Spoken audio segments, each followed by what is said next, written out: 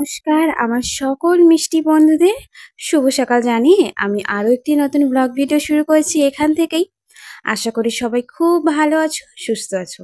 তো আমিও কিন্তু বেশ ভালো আছি।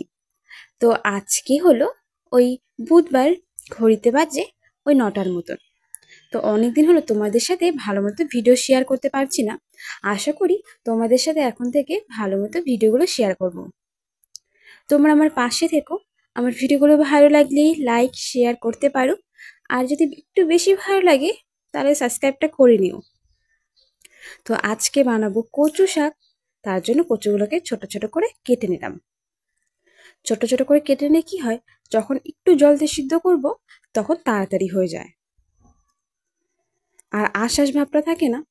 আর কালো কচু জানো তো, একটু চিনি দিয়ে বানালে টেস্টটা আরও বেড়ে যায়। আমার মার হাতের রান্নাটা বেশি ভালো লাগে, কারণ কচু কাটতে গেলে হাতটা কালো হয়ে যায়। আমার হাতের অবস্থা দেখতে পারছো, পুরো হাতের আঙুলগুলো কালো, একদম খারাপ হয়ে রয়েছে। তার জন্য খেতে ভালো লাগে, কিন্তু অন্যজন বানালে সেটা আরও বেশি ভালো লাগে। সেদিকে শাক ভাজা করেছিলাম আর করেছিলাম ডাল, সব কিছু অল্প অল্প আছে দেখেই কচুটা বানাচ্ছি। তাহলে দুপুরে খাওয়াটা আরামসে হয়ে যাবে আজকে। তো রান্নাবাড়ি কমপ্লিট মোটামুটি আমার হয়ে গেছে। এরপরে গ্যাসটাও পরিষ্কার করে নিচ্ছি, কারণ খাওয়া দাওয়া তো হবে দুপুরে, কিন্তু তার আগে গ্যাসটা পরিষ্কার করা কিন্তু ভীষণ প্রয়োজন। কোনো কাজ ফেলে রাখা ঠিক নয়, যখনকার কাজ তখন করে নিবে, দেখবে নিজের কাজের উপর কিন্তু আর কোনো চাপ পড়বে না। না হলে যদি কোনো কাজ ফেলে রাখো না, পরে তো অন্য কাজ থাকবেই, তাহলে মনে হবে তোমার ওপর যেন পুরো দুনিয়ার ভার রয়েছে।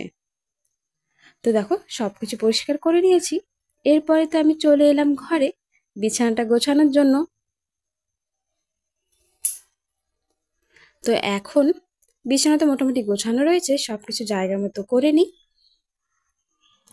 আর ভিডিওটা না এখন আমি বেশি বেশি বড় বানাতে পারছি না। এরপর তোমাদের সাথে অনেক ভালোবাসা নিয়ে, আশীর্বাদ সহকারে ভালো ভালো ভিডিও নিয়ে আসবো। তোমরা পাশে থেকো বন্ধুরা। আজকের মতো এতটাই, তোমাদের সবাইকে বিদায় জানিয়ে আমি আগামীকাল আবার আসি নতুন একটি ভিডিও নিয়ে। তোমরা কেউ আমাকে ভুলো না, আমি তোমাদের দিয়া। এবং চলো সবাই ভালো থেকো, সুস্থ থেকো, সবাইকে টাটা।